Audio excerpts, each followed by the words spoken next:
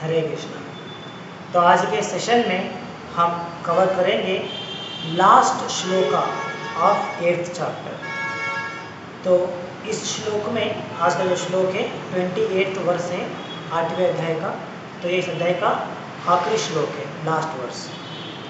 तो इस आज के श्लोक में भगवान हमें 7th और 8th चैप्टर इन दोनों के कंक्लूजन यहाँ पे देते हैं। तो भावार्थ के प्रारंभ में भी प्रभुपाद इस विषय को विस्तार करते हुए समझाते हैं कि आज के श्लोक में भगवान ने हमारे लिए इन दोनों अध्यायों का कंक्लूजन पार्ट यहाँ पे कवर किया है, क्योंकि इन दोनों अध्यायों में हमें भगवत प्राप्ति कैसे करना है, भगवत प्राप्ति के लिए जो अलग अलग मार्ग है, उसके साथ साथ डिवोशनल सर्विस भक्ति योगा किस प्रकार से हमें भगवान को प्राप्त करने की सहायता करता है, ये सभी विचारों को हमने डिस्कस किया है।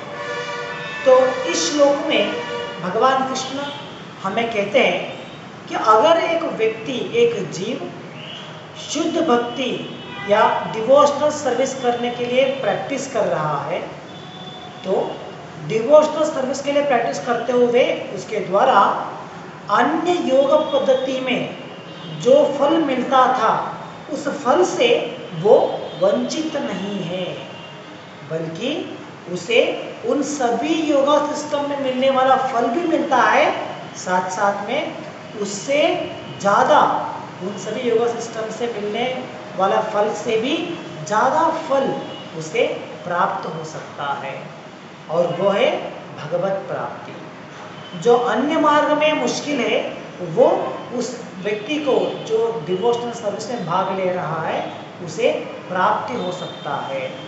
तो ये विचार इस श्लोक में भगवान हमें समझाते हैं। तो इस श्लोक में भगवान कहते हैं, वेदेषु यज्ञेषु तपस्सु चैव। वेद मतलब शास्त्रों का अध्ययन करने से।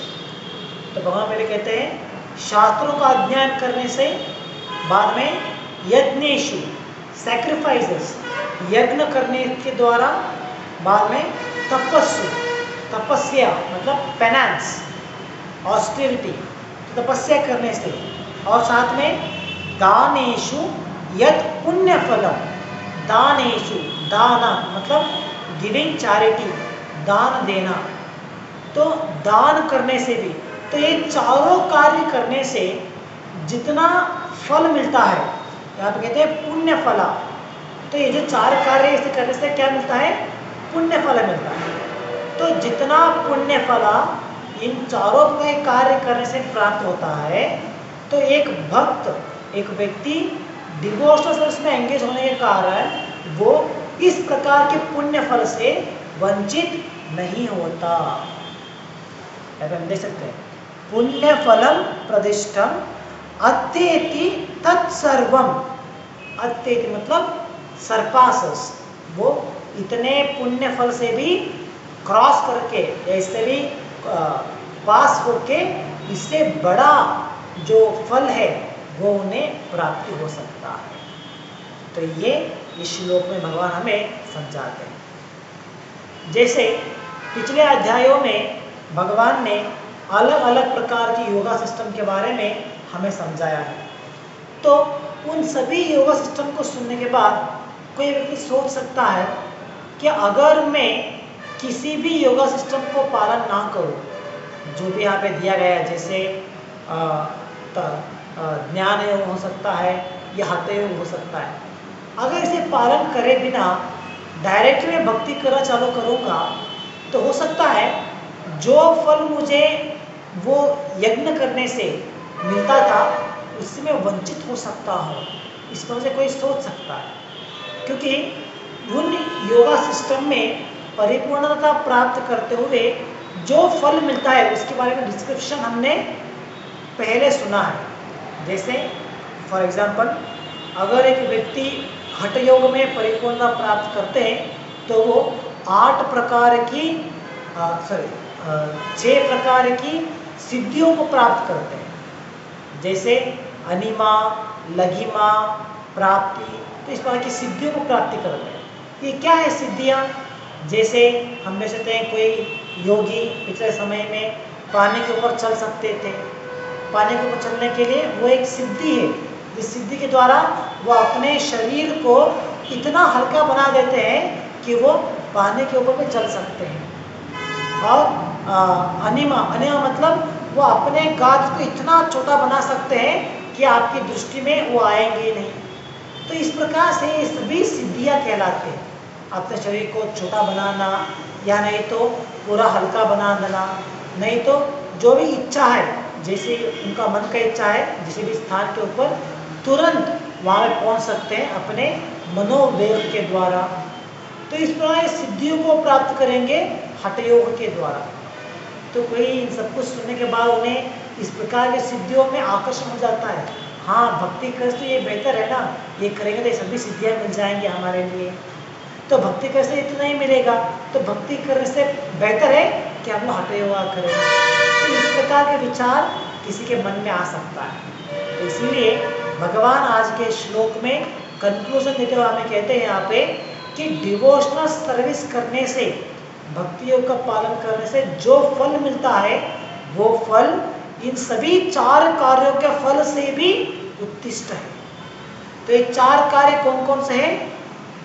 वेदेषु ज्ञान ग्रहण करना, वेद का अध्ययन करना, तपस्या ऑस्टेरिटी का पालन करना, यज्ञ सैक्रिफाइस करना, और डोनेशन दान देना। तो इन चारों कार्यों से जो फल मिलता है उससे बढ़िया फल हमें डिवोशनल सर्विस के द्वारा मिलता है। तो इस अध्याय में हमने देखा है कि डिवोशनल सर्विस पालन करते हुए हमें क्या फल प्राप्ति होता है। जैसे इस अध्याय का नाम ही है अटेनिंग द सुप्रीम, भगवत प्राप्ति करना। तो डिवोशनल सर्विस के द्वारा हम भगवान के धाम को प्राप्ति कर सकते हैं, भगवान को प्राप्ति कर सकते हैं। ये फल हमें अन्य किसी भी मार्ग के द्वारा नहीं मिलने वाला है, चाहे वो हठ योग करे या ज्ञान योग करे, लेकिन उन्हें ये फल नहीं मिलेगा। ये फल मिलना है तो हमें भक्ति ही करना पड़ता है। तो इसीलिए भक्ति योग का जो फल है वो इन सभी फलों से उत्कृष्ट कहलाता है, क्योंकि इन अलग मार्गों में जो फल मिलता है वो सब कुछ टेम्पररी होता है। जैसे शरीर नाश हो जाएगा तो उसके साथ साथ में ये सभी सिद्धियाँ, ये जो भी हमने अचीवमेंट किया है, पुण्य फल प्राप्त किया है, ये सब कुछ नाश हो जाएगा। लेकिन डिवोशनल सर्विस के द्वारा जो प्राप्ति होता है वह हमारे शरीर के साथ नाश नहीं होता, बल्कि वो एटर्नल बैंक क्रेडिट कार्ड कहलाता है, जो हमारे लिए एटर्नली अवेलेबल होता है, कभी भी वो नाश नहीं होता। तो इसीलिए उन सभी से कंपेयर करते हुए भक्ति योग में जो प्राप्त होता है फल वो सर्वश्रेष्ठ है।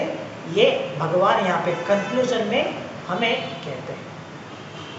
तो भावार्थ में प्रभुपाद यहाँ पे विस्तार करते हुए प्रारंभ में हमें समझाते हैं कि किस प्रकार हमारे वैदिक समय में वर्णाश्रम सिस्टम के द्वारा, वर्णाश्रम पद्धति के द्वारा किस प्रकार से एक जीव को ग्रेजुअली उनकी भगवत प्राप्ति के लिए उसे तैयार किया जाता था। किस तरह से उन्हें अपने जीवन में अलग अलग समय में अलग अलग प्रकार के ट्रेनिंग देते हुए, अलग अलग नियमों का पालन करते हुए वो अपनी मनुष्य जीवन का जो उद्देश्य है उस उद्देश्य को पूरा करने के लिए उन्हें ट्रेनिंग दिया जाता था। तो मनुष्य जीवन का उद्देश्य क्या है? वो है हमें अपने आप को इस भौतिक संसार से, इस बंधन से मुक्त कराते हुए भगवान के धाम को जाना है। यही मनुष्य जीवन का उद्देश्य है। इसके अलावा यहाँ पे हमारी इंद्रिय तृप्ति प्राप्त करना है, मज़े से सुख लेना है, एंजॉय करना है, ये हमारे जीवन का उद्देश्य नहीं है। कुछ लोग सोचते हैं हम अच्छे से कमाई करेंगे, अच्छा पैकेज लेंगे, अच्छा इनकम बनाएंगे, उससे अच्छे से मज़ा करेंगे, एंजॉय करेंगे, यही जीवन का उद्देश्य है। लेकिन नहीं, ये हमारे मनुष्य जीवन का उद्देश्य नहीं है। इस प्रकार की इंद्रिय तृप्ति तो एक प्राणी भी भुगतता है यहाँ पे। जैसे एक कुत्ता हो सकता है, एक बिल्ली हो सकता है, वो भी इस प्रकार की इंद्रिय तृप्ति को प्राप्त कर रहा है। अगर हम भी मनुष्य जीवन को प्राप्त करने के बाद इसी प्रकार के सुख के लिए भागेंगे तो हमें और इन प्राणियों में क्या अंतर रहेगा? तो इसीलिए मनुष्य जीवन का उद्देश्य ये नहीं है, इंद्रिय तृप्ति नहीं है, बल्कि मनुष्य जीवन का उद्देश्य है कि हमें अपने आप को इस भौतिक संसार से मुक्त कराना है और भगवान के धाम को जाना है। तो इसके लिए, इस उद्देश्य को पूरा करने के लिए हमें वर्णाश्रम धर्मों में, वर्णाश्रम सिस्टम में ग्रेजुअली कैसे हमें एलिवेट किया जाता है, कैसे हमें एडवांस किया जाता है, ये सिस्टम बनाया गया है। तो प्रभुपाद प्रारंभ में इसी सिस्टम के बारे में समझा रहे हैं। जैसे प्रारंभ में ब्रह्मचर्य, ब्रह्मचर्य जो समय है एक व्यक्ति के प्रारंभ 5 साल से प्रारंभ करके 25 ईयर्स तक उनका ब्रह्मचर्य का समय होता है। तो इस समय में क्या होता है, एक बालक को गुरु का आश्रय स्वीकार करते हुए, गुरु के आश्रम में रहते हुए, वो चाहे तो राजा का पुत्र हो सकता है, कोई बड़े व्यापारी का पुत्र हो सकता है, करोड़पति का पुत्र हो सकता है, लेकिन उन्हें अपना घर छोड़ के, घर में रहने वाले सभी सुविधाओं को छोड़ के गुरु के आश्रय में जाना है। वहाँ पे गुरु का आश्रय लेते हुए, गुरु की सेवा करते हुए, as a menial servant. Servant मतलब क्या है, जैसे वहाँ पे झाड़ू लगाना है, पोछा करना है, बर्तन धोना है, सभी कार्य करना है, इसे कहते हैं एज अ मीनियल सर्वेंट। वो ये नहीं कह सकता अरे मैं तो राजा का पुत्र हूँ, मुझे यहाँ पे झाड़ू कैसे लगाना है, मैं झाड़ू नहीं लगाऊंगा। नहीं, गुरु का आश्रय में एक मीनियल सर्वेंट की तरह उन्हें रहना है और गुरु की सेवा करना है। तो इस बार से गुरु की सेवा करते हुए, गुरु के द्वारा ज्ञान को प्राप्ति करना है, गुरु से प्रश्न पूछते हुए। जैसे हमने 4th चैप्टर में देखा था, हमें भगवान ने कहा था कि गुरु के आश्रय में किस प्रकार से हम सीख सकते हैं। उनसे प्रश्न पूछते हुए, उनकी विनम्रता से सेवा करते हुए उनसे ज्ञान प्राप्ति करने का प्रयास करना है। तो ये ब्रह्मचर्य का समय है। तो जैसे आज के समय में हम देखते हैं, कुछ लोग उपनयन का समय, उपनयन का त्यौहार बनाते हैं, उपनयन के नाम पे दीक्षा देते हैं। तो आजकल लोग भी बड़े बड़े ऐशो आराम से, बहुत ही क्या कहते हैं, हमें बहुत ही ग्रैंड तरीके से उसे सेलिब्रेट करते हैं उपनयन फंक्शन को। लेकिन वो लोग क्या करते हैं, जस्ट फॉर अ नेम से कहीं पे पोल्ट्री बुक करते हैं, कोई पंडित को बुलाते हैं, तो पंडित को कहते हैं कि हाँ उपनयन कराना है, आपको इतना फीस देंगे। तो पंडित आएगा, उस दिन सब लोग वहाँ पे इकट्ठा होते हैं, जो भी उनका विधि विधान है वो उपनयन का, जिसे मुंडन कराना है, गायत्री मंत्र पढ़ाना है, बाद में उनके लिए ब्रह्म उपवीत डालना है, ऐसा कुछ करते हैं। और सब कुछ खत्म होने के बाद जो पंडित ने ये कार्य करा है वो अपना दक्षिणा लेगा और वो निकल जाएगा। और ये जो बालक जिसका उपनयन हुआ है वो फिर से अपने घर में जाएगा, अपने माता पिता के साथ आराम से रहते हुए, आराम से जो उनका रेगुलर जीवन है वो कंटिन्यू करेगा। तो इस प्रकार से बड़े एरिस्टोक्रेटिकली ये उपनयन का फंक्शन बनाते हैं, लेकिन ये एक्चुअली उसका अर्थ नहीं था। तो जैसे हमें ब्रह्मचर्य का पाठ हमें पढ़ाया जा रहा है, तो उपनयन मतलब जब उस बालक को घर से विदाई कर देते हैं, विदा कर देते हैं गुरु के आश्रय में, तो गुरु के आश्रम में जाएगा, गुरु के साथ रहेगा और वहाँ पे उसका मुंडन करा के, उसके लिए ब्रह्म उपवीत दे के, गायत्री मंत्र जप करा के उसे गुरु के साथ रखा जाता है। ऐसा नहीं ऐसा कुछ करके उन्हें भेज दिया जाएगा घर को, नहीं, अगले 20 साल तक उसे गुरु के आश्रय में रहना पड़ेगा और वहाँ पे एक सेवक की भांति उन्हें सेवा करना पड़ता है। तो इसे कहते हैं ब्रह्मचर्य। तो इस प्रकार से जो व्यक्ति अपना गुरु के आश्रय में जीवन बिताएगा, जो ट्रेनिंग कंप्लीट करेगा, तो वो उसका जो कैरेक्टर है वो एक परफेक्ट कैरेक्टर कहलाता है। जैसे हम कहते हैं ना, एक व्यक्ति में जो भी अच्छे लक्षण होना चाहिए, बुरा काम नहीं करना है, वो कोई बैड हैबिट नहीं होना है, तो इस प्रकार की एक परफेक्ट कैरेक्टर पर्सन वो बन जाएगा जब वो ब्रह्मचर्य ट्रेनिंग कंप्लीट करता है। तो इस प्रकार से जो उसने ब्रह्मचर्य में 20 साल तक गुरु के आश्रम में रहते हुए जो उसने सीखा है, उसे सीखने के बाद अगर वो चाहते हैं तो वापस अपने घर में आ सकते हैं, शादी कर सकते हैं और ब्रह्मचर्य आश्रम से गृहस्थ आश्रम को वो जाएंगे। और गृहस्थ आश्रम में जाने के बाद वहाँ पे भी उनका प्रमुख गोल होता है, मेन गोल क्या है, वो है स्पिरिचुअल एडवांसमेंट। तो ये चारों आश्रम है, चारों आश्रम में भी उनका प्राइमरी गोल होता है स्पिरिचुअल एडवांसमेंट। सेकेंडरी है बाकी सब कुछ, जैसे फैमिली को संभालना, फैमिली का मेंटेन करना, बच्चों को पैदा करना, ये सब कुछ सेकेंडरी कहलाता है। प्राइमरी क्या है, स्पिरिचुअल लाइफ। इसीलिए उसे कहते हैं आश्रमा। आश्रमा मतलब हमें समझ लेना चाहिए कि वहाँ पे आध्यात्मिक प्रगति के लिए हमें सुविधा दिया जाता है, उसे कहते हैं हम आश्रमा। चाहे वो ब्रह्मचर्य आश्रम हो सकता है, गृहस्थ आश्रम हो सकता है, या संन्यास आश्रम हो सकता है। आश्रम जहाँ पे आता है हमें समझ लेना है, यहाँ पे आध्यात्मिक एडवांसमेंट के लिए सुविधा दिया जाता है। तो इस प्रकार गृहस्थ आश्रम में एंट्री करने के बाद वो वहाँ पे भी नियमों का पालन करते हुए, वहाँ पे भी यज्ञ करते हुए, दान करते हुए, तपस्या करते हुए उन्हें गृहस्थ आश्रम का नियम निभाना होता है। तो इस प्रकार से जब वो गृहस्थ आश्रम को कंप्लीट करेंगे तो क्या होगा, बाद में आएगा वानप्रस्थ, जहाँ पे वो अपनी पत्नी के साथ अपने पुत्रों को त्याग करते हुए तीर्थ यात्रा के लिए निकल जाते हैं अपने पत्नी के साथ। तो वहाँ पे जंगलों में रहते हुए, मंदिरों में रहते हुए, तो वहाँ पे भी अपनी आध्यात्मिक अनुभूति के लिए, आध्यात्मिक जीवन के लिए वो बढ़ोतरी के लिए प्रयास करते हैं, प्रोग्रेस के लिए। तो वानप्रस्थ खत्म होने के बाद जब उनका एज 75 के ऊपर रहता है तो वापस आके अपनी पत्नी को बच्चों के केयर में रखते हुए, बच्चों के आश्रय में रखते हुए वो संन्यास स्वीकार कर लेते हैं। तो संन्यास के द्वारा भी वो आखिरी में अपनी जीवन का जो उद्देश्य है उसे पूरा करने का प्रयास करते हैं। तो इस प्रकार शास्त्रों में ये जो वर्णाश्रम सिस्टम दिया गया है, ये 4 आश्रम का जो सिस्टम है, इसका मूल उद्देश्य है कि हमें अपने मनुष्य जीवन का उद्देश्य को पूरा करना यहाँ पे सिखाया जाता है। तो जब वो व्यक्ति ब्रह्मचर्य का पालन करते हुए गुरु का आश्रय में इन सभी विषयों को सीखता है तो पूरा जीवन उसका प्रैक्टिस करता है, किस प्रकार से वो भगवान की प्राप्ति कर सकता है, उसे प्रैक्टिस करते जाएगा और आखिरी समय में भगवान की भगवत प्राप्ति करने के लिए वो अपना शरीर त्यागने का प्रयास करता है। तो इस प्रकार ये पूरा जो सिस्टम बनाया गया है, इसका मुख्य उद्देश्य है भगवान को प्राप्ति करना, यही उसका मुख्य उद्देश्य है।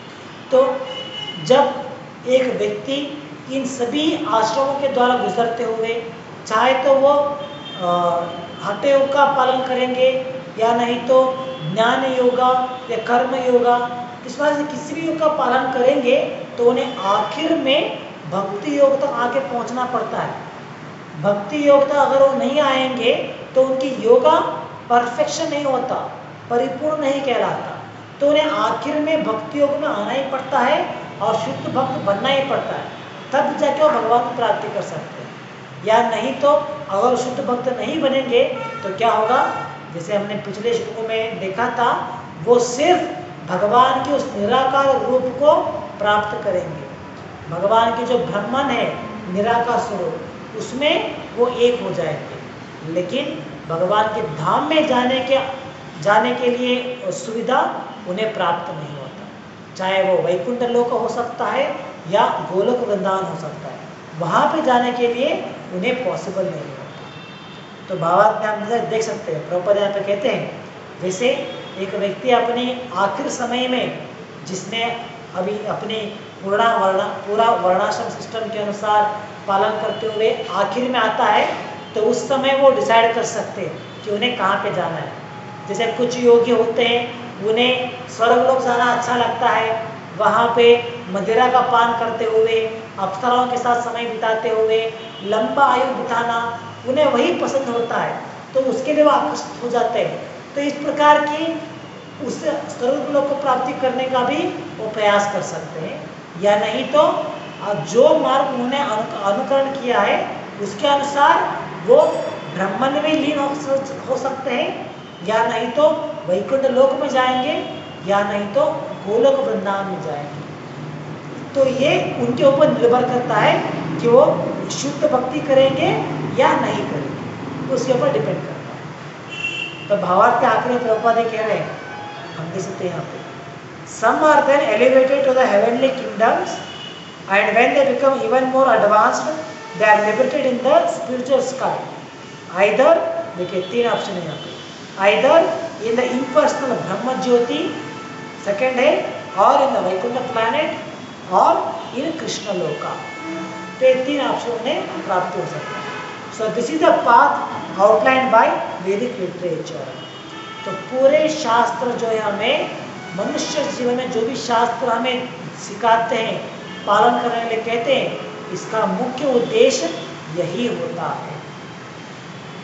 तो आखिर में प्रभुपाद कहते हैं, लेकिन एक भक्तों के लिए और डिवोटी वो किस आश्रम में है, किस प्रकार के योग का पालन कर रहे हैं, वो क्या ऑस्टेरिटी करते हैं, क्या तपस्या करते हैं, ये सब कुछ मैटर नहीं करता, ये सब कुछ उनके दायरे में ही नहीं आता है, बल्कि वो भक्ति कर रहे हैं, भगवान की सेवा कर रहे हैं, डिवोशनल सर्विस कर रहे हैं, तो डायरेक्टली वो भगवान के गोलोक वृंदावन को धाम को जाने का एलिजिबिलिटी प्राप्त करते हैं। तो ये कृष्ण भावनामृत की महिमा है, कृष्णा कॉन्शियसनेस का ये प्लस पॉइंट हमें यहाँ पे कहा जाता है। तो प्रभुपाद कहते हैं, the beauty of Krishna consciousness however is that by one stroke, by engaging in devotional service, one can surpass all rituals of the different orders of life। तो भक्तियों का पालन करने से द्वारा, कृष्ण भावनामृत का पालन करने के द्वारा क्या होता है, किसी भी प्रकार की आश्रम, किसी प्रकार की वर्ण, ये कोई भी रेगुलेशन, कोई भी नियम उन्हें अप्लाई नहीं करेगा, directly gain chance to go to Goloka Vrindavan. तो ये डिवोशनल सर्विस की खूबियाँ कहलाता है। तो इसीलिए हमने देखा है भगवान ने हर एक श्लोक में, पिछले इस अध्याय में और पिछले अध्याय में भगवान ने डिवोशनल सर्विस, भक्ति योग का महानता को वहाँ पे कहा है। भगवान ने कहा है, सो अर्जुना बी अ डिवोटी। तो पिछले श्लोक में हमने देखा है, पिछले श्लोक में भगवान भक्त बनने के लिए ही उकसाते हैं अर्जुन को, भक्ति योगी बनने के लिए उन्हें प्रेरणा करते हैं, क्योंकि यही सरल मार्ग है और सर्वश्रेष्ठ हम स्थान इससे में प्राप्ति हो सकता है। यही कृष्णा कॉन्शियसनेस या डिवोशनल सर्विस का प्लस पॉइंट हम कह सकते हैं। और ये जो डिवोशनल सर्विस भगवान यहाँ पे इसके बारे में महानता कह रहे हैं, तो भावार्थ के अगले भाग में प्रभुपाद कहते हैं कि इस भगवत गीता के बीच के जो 6 अध्याय है, इन बीच के 6 अध्याय में हमें डिवोशनल सर्विस के बारे में ज्ञान दिया गया है। हमने पहले भी इसके बारे में डिस्कस किया था कि जिस प्रकार प्रारंभ के जो 6 अध्याय है वो भगवत गीता का इंट्रोडक्शन हम कह सकते हैं, और बीच के 6 अध्याय में मेन कंटेंट है, इसका प्रमुख नॉलेज है वो बीच के 6 अध्याय में दिया गया है, और आखिर के 6 अध्याय में हमें कंक्लूजन दिया गया है। तो इस प्रकार भगवत गीता के जो बीच के जो 6 अध्याय है ये बहुत ही इम्पोर्टेंट कहलाते हैं। तो प्रभुपाद यहाँ पे कहते हैं कि हमें first of all Bhagavad Gita का अध्ययन करना है, तो एक भक्त का संग में भगवत गीता का अध्ययन करना होता है। जब हम भक्तों के संग में भगवत गीता को पढ़ेंगे, इसका अध्ययन करेंगे, तो हमें इसका मूल आशय के अनुसार इस ज्ञान को हम प्राप्त करने में समर्थ होते हैं। अगर कोई अभक्त के द्वारा, जो नॉन डिवोटी है, उनके द्वारा हम भगवत गीता पढ़ेंगे, तो भगवान का जो प्रमुख आशय है उस आशय ही हमें नहीं मिलेगा, हमें मालूम ही नहीं पड़ेगा कि उस गीता के द्वारा भगवान हमें क्या समझा रहे थे। तो इस आशय को अगर हमें समझना है तो भक्तों के संग में ही गीता पढ़ना चाहिए, ये बहुत इम्पोर्टेंट है। जैसे मैंने लास्ट हफ्ते में एक एग्जाम्पल दिया था ओम शांति के बारे में। अगर उनके पास भी वो लोग भगवत गीता के बारे में कहते हैं, भगवत गीता के बारे में वो लोग समझाने का प्रयास करते हैं, लेकिन उनका भगवत गीता में जो ओरिजिनल भगवत गीता है, इस गीता से सिर्फ 10% उतना ही उनका गीता में हम देख सकते हैं। उसके अलावा बाकी श्लोक, बाकी अध्याय है ही नहीं वहाँ पे। क्योंकि वो लोग कहते हैं कि बाकी अध्याय जो है 90% जो भगवद गीता है उसमें कुछ गलत सिखाता है, वो रॉन्ग है, सिर्फ 10% उतना ही सही है, ये उनका विचार है। तो इस प्रकार अगर भक्तों का संग छोड़ के अन्य किसी के संग में अगर हम पढ़ेंगे तो उसका मूल आशय हमें कैसे प्राप्त हो सकता है, पॉसिबल नहीं। तो भगवत गीता के द्वारा हमें क्या सीखना है, जो भगवान सिखा रहे हैं वो हमें सीखना है भगवत गीता के द्वारा। हमें ये नहीं करना है कि भगवत गीता का नाम लेते हुए कोई व्यक्ति अपना कुछ विचार समझाएगा हमें, वो नहीं है। ऐसा नहीं कि मान लीजिए मुझे लोगों को कुछ मैसेज देना है, तो लोगों को कुछ मैसेज देने के लिए मैं क्या करूँगा, मैं भगवद गीता का नाम लूँगा, ये भगवद गीता बहुत फेमस है, लोग पढ़ने का प्रयास करेंगे। तो भगवद गीता का नाम लेते हुए मैं अपना कुछ विचार समझाने का प्रयास करूँगा तो वो गलत होता है, वो अपराध होता है। तो इस प्रकार के लोगों के द्वारा हम गीता को समझ नहीं पाएंगे, सीख नहीं पाएंगे। तो इसीलिए भगवद गीता पढ़ना है, भगवद गीता समझना है तो हमें भक्तों के संग में ही पढ़ना है, भक्तों के द्वारा उसे सीखने का प्रयास करना चाहिए।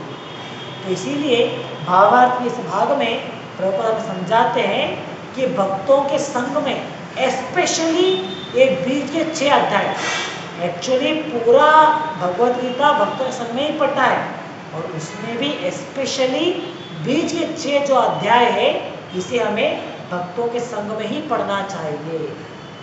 तो ये महत्व है, भक्तों के संग में पढ़ेंगे तो भगवान का जो आशय है ये गीता पढ़ने का, गीता पढ़ाने का, उस आशय को हम समझ पाएंगे। अगर भक्तों के संग में नहीं पढ़ेंगे तो वो आशय हमें समझ में नहीं आएगा कि भगवान यहाँ पे क्या कह रहे हैं, भक्तियों के बारे में क्या कहते हैं भगवान, ये हमें समझ में नहीं आएगा। इसके लिए हम एक सिंपल से उदाहरण देंगे, एग्जाम्पल देंगे। तो मान लीजिए जो व्यक्ति भगवत गीता को अपने जीवन में अनुष्ठान किया है उसके द्वारा हमें सुनना चाहिए। जैसे कोई व्यक्ति अपने जीवन में कुछ भी उन्होंने उसे अर्पण नहीं किया है, अपने जीवन में उन्होंने कुछ भी फॉलो नहीं कर रहे हैं, फिर भी वो प्रचार करेंगे तो उसका कुछ मायने नहीं रखता है। जैसे फॉर एग्जाम्पल अगर एक व्यक्ति आपको गाइड करेगा कि मान लीजिए अरे स्मोकिंग नहीं करना है, धूम्रपान नहीं करना है, ये इसके ऊपर वो बड़ा बड़ा उपन्यास दे रहा है, लोगों को समझा रहा है, टीचिंग देता है, सब कुछ करता है, लेकिन वो स्वयं खुद ही एक चेन स्मोकर होगा, वो स्वयं भी सिगरेट पीता है, तो उसकी जो उपन्यास है उसमें कुछ महत्व नहीं होता, कोई लोग उसे प्रभावित नहीं होते। अगर सुनने से लगता है हाँ बढ़िया वो कहता है उसके बारे में, लेकिन जब वो स्वयं सिगरेट पीता हुआ हम देखेंगे तो कहते हैं अरे ये तो स्वयं अपने आप ही फॉलो नहीं करता है, लोगों को क्या कहेगा वो करने के लिए, है ना। तो जो भी हम लोगों को समझाने का प्रयास करते हैं पहले हमें अपने जीवन में उसे अप्लाई करना है, तब जगह लोगों को कह सकते हैं हम लोग। अगर हम अपने जीवन में फॉलो नहीं करेंगे तो लोगों को कैसे गाइड कर सकते हैं। तो इस प्रकार पूरी भगवत गीता में हमें डिवोशनल सर्विस के बारे में कहा गया, भक्ति योग की महानता को यहाँ पे कहा गया। तो जो व्यक्ति स्वयं अपने जीवन में उसने डिवोशनल सर्विस फॉलो नहीं कर रहा है, भक्तियों का पालन नहीं कर रहा है, तो वो दूसरों को क्या समझा सकता है, पॉसिबल ही नहीं है। इसीलिए भगवत गीता हमें सीखना है, पढ़ना है तो भक्तों के संग में पढ़ना चाहिए। मान लीजिए कोई व्यक्ति जो कॉर्पोरेट वर्ल्ड में वो बड़ा मोटिवेशनल स्पीकर है कॉर्पोरेट सेक्टर में, तो वो भगवद गीता के बारे में आपको ज्ञान देगा तो उसके द्वारा आप क्या सीख सकते हैं। वो स्वयं भक्ति नहीं करता है, वो स्वयं भक्त नहीं बना है, तो भगवद गीता के द्वारा भक्ति क्या एक्सप्लेन करेगा, भगवद गीता के द्वारा डिवोशनल सर्विस के बारे में क्या प्रचार कर सकता है, पॉसिबल नहीं है। जो लोग भक्त बने हैं, जो भक्ति कर रहे हैं, उनके द्वारा अगर हम सुनेंगे समझेंगे तो हम भक्ति में आगे बढ़ेंगे, नहीं तो पॉसिबल नहीं है। इसीलिए प्रभुपाद यहाँ पे कहते हैं कि इम्पोर्टेंट है कि भक्तों के संग में हमें पढ़ना सीखना हमारे लिए बहुत इम्पोर्टेंट है। तो कोई सोच सकता है कि ये एक्चुअली कैसे वर्क करेगा, अगर हम भक्तों के संग में भगवद गीता पढ़ेंगे तो क्या प्लस पॉइंट है, क्या हमें सीखने के लिए मिलेगा उसमें, और कोई सोचेगा तो उसके लिए आगे प्रभुपाद हमें उत्तर दे रहे हैं। तो रिसेंटली हमें एक व्यक्ति ने इनवाइट किया था। उन्होंने कहा कि एक कोई बड़े PhD होल्डर है जो यहाँ पे भगवद गीता के बारे में बात करने के लिए आए। तो कह रहे थे बहुत लोग आते हैं उनकी बात सुनने के लिए, वो जो क्लास देते हैं बहुत ही बढ़िया देते हैं, सुनने के लिए अगर बैठ जाओगे तो सुनते ही रहोगे, इतना बड़े सा क्लास देते हैं, ये करते हैं वो करते हैं। तो उनके बारे में कह रहे थे, हमें वहाँ पे इनवाइट किया था आने के लिए। तो हमने उनसे पूछा कि वो क्या करते हैं एक्चुअली। ठीक है, वो जो उपन्यास दे रहे हैं भगवद के बारे में वो सही है, उसके अलावा वो लोग क्या करते हैं एक्चुअली। तो वो कह रहे थे कि वो कॉलेज में प्रोफेसर है, कॉलेज में प्रोफेसर है और उनके पिताजी प्रोफेसर थे, वो भी प्रोफेसर है। तो उन्होंने प्रोफेशनली भगवद गीता का टीचिंग देना चालू किया। तो उनकी हमने लाइफ हिस्ट्री देखा, उनका जीवन क्रम में क्या, हमने वो जब इंक्वायरी करते हुए देखा तो वो किसी की भक्ति नहीं करते हैं। ऐसा है कि वो कुछ चांटिंग करते हैं, उपना जप करते हैं या भक्ति के कोई भी नियम का पालन करते हैं, कुछ भी नहीं। उन्होंने सिर्फ भगवत गीता को प्रोफेशनली रिसाइट करने का जॉब ले लिया।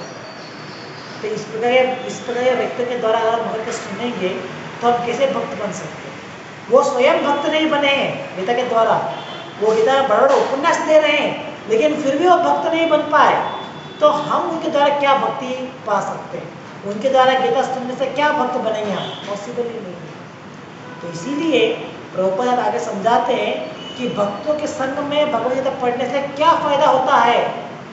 प्रभुपाद कहते हैं जब हम भक्तों के संग में आएंगे तो क्या होगा, सिर्फ हम अध्ययन नहीं करेंगे, ऐसा नहीं कि हम सिर्फ भगवद गीता पढ़ेंगे, अध्ययन करेंगे, बयात करेंगे, इतना ही कार्य नहीं होगा वहाँ पे, बल्कि भक्तों के संग में आने से भक्ति के जो अलग अलग अंग है, जैसे श्रवणम, कीर्तनम, पाद सेवनम, वंदनम, दास्यम, इस प्रकार के भक्ति के जो अलग अलग अंग है, उन अंगों को पालन करने के लिए हमें उत्साह मिलता है, हमें प्रेरणा मिलता है, हमें गाइडेंस मिलता है कि हम सिर्फ गीता अध्ययन उतना ही नहीं करना है, बल्कि उसके साथ साथ अपने जीवन में से कैसे इंस्टॉल कर सकते हैं, अपने जीवन में से कैसे हम अनुष्ठान कर सकते हैं, इसके बारे में सीख मिलता है। और भक्तों के संग में भगवान की भक्ति करने के लिए प्रेरणा मिलती है। जैसे हम देख सकते हैं प्रभुपाद की इस भगवद गीता को पढ़ते हुए, प्रभुपाद के वाक्यों को पढ़ते हुए हम सिर्फ ज़्यादा अध्ययन नहीं कर रहे हैं, हम उसके साथ साथ भक्ति के अलग अलग अंग जो है उसे पालन करने के लिए हम प्रयास करते हैं। इसलिए हम बार बार पूछते रहते हैं कितना माला जप करते हैं आप लोग, एकादशी को उपवास करते हैं या नहीं, अन्य पढ़ाई करते हैं या नहीं, ये सब कुछ हम लोग क्यों करते हैं, क्योंकि भगवद गीता के द्वारा सिर्फ हमें ज्ञान उतना ही नहीं मिलना है। ऐसा नहीं कि सिर्फ मुझे इंक्वायरी है, आई एम वेरी इंक्विजिटिव, मुझे सिर्फ समझना है कि भगवद गीता में क्या दिया गया है, मुझे कुछ भी जीवन में उसे अनुसरण करने का इंटरेस्ट नहीं है। तो इस प्रकार से हम नहीं समझा रहे हैं। हमारा समझाने का मूल आशय है कि आप लोग भक्त बने, जैसे हम भक्ति कर रहे हैं, जैसे इतने सारे डिवोटीज भक्ति करते हैं प्रभुपाद के मार्गदर्शन में, इसी प्रकार से आप लोग भक्त बने, यही इसका मूल आशय है। तो इसीलिए हम भगवद गीता समझा रहे हैं।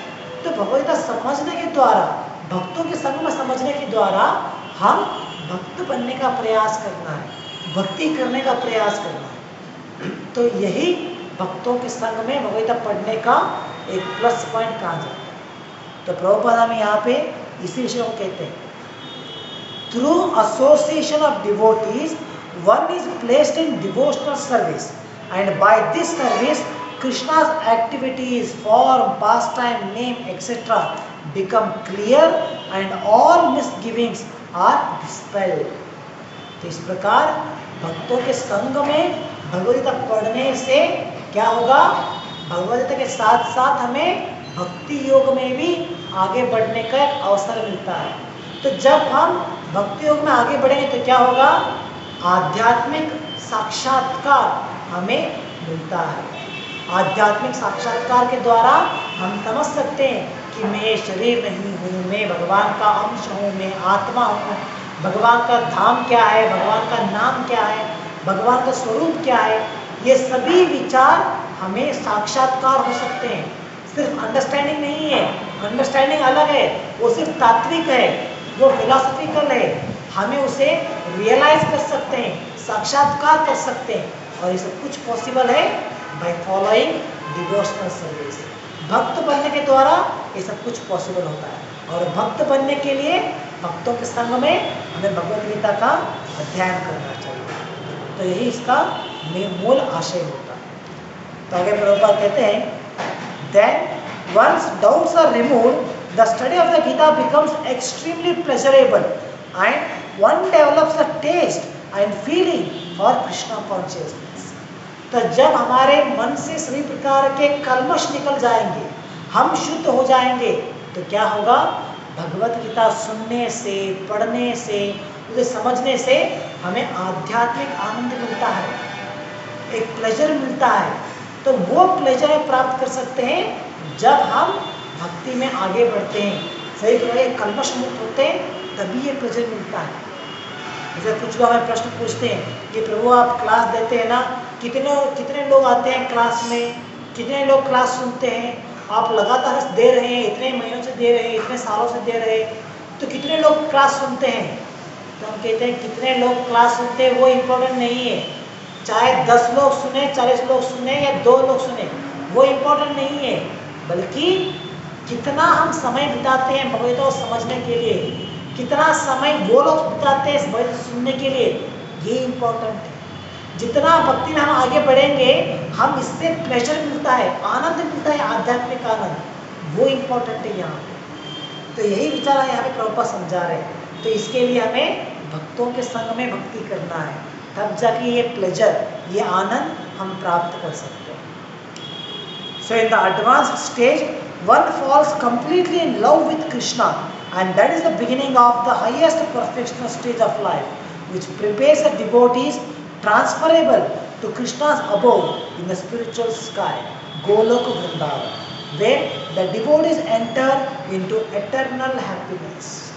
इस प्रकार भगवान के धाम को जाने के लिए, गोलोक वृंदावन धाम को जाने के लिए जो प्रिपरेशन है, वो प्रिपरेशन यहाँ पे चलता है। भक्तों के संग में भगवद गीता का अध्ययन करते हुए, उसके साथ साथ भक्ति के सभी अंगों का पालन करते हुए हम यहाँ पे अपने आप को प्रिपेयर कर रहे हैं कि हम भगवान के धाम को जाने के लिए एलिजिबल हो जाए। तो ये भक्तों के संग में भगवद गीता पढ़ने का एक अवसर है, एक प्लस पॉइंट हम कह सकते हैं। तो इसीलिए हम बार बार कहते हैं कि हमें सिर्फ भगवद गीता पढ़ना नहीं है, सिर्फ सुनना नहीं है, बल्कि उसमें दिए गए नियमों को, उसमें दिए गए विचारों को अपने जीवन में अनुष्ठान करना चाहिए। ये इम्पोर्टेंट है, क्योंकि यही हमारे लिए प्रिपरेशन है भगवान के धाम को जाने के लिए। अगर हम अपने जीवन में से कुछ अनुष्ठान नहीं करेंगे, सिर्फ सुनते जाएंगे, एक तरफ सुनेंगे, एक तरफ छोड़ देंगे, तो थोड़ा बहुत पुण्य फल हमें मिल जाएगा, उतना ही है, उससे अलावा और कुछ प्राप्ति नहीं होगा, भगवान के धाम भी नहीं मिलेगा। भगवान के धाम मिलना है, इस भगवद गीता का पूरा एफर्ट, पूरा फायदा उठाना है, तो हमें अपने जीवन में उसे अनुष्ठान करना है, वही इम्पोर्टेंट है। तो इस प्रकार आज के श्लोक में भगवान ने 7th and 8th इन दोनों चैप्टर का समरी, उसका कंक्लूजन यहाँ पे दिया है कि किस प्रकार हमें भक्ति करना चाहिए। तो ये विचार आज के श्लोक से हम समझ सकते हैं। तो यहाँ पे समाप्त करेंगे आज के लिए।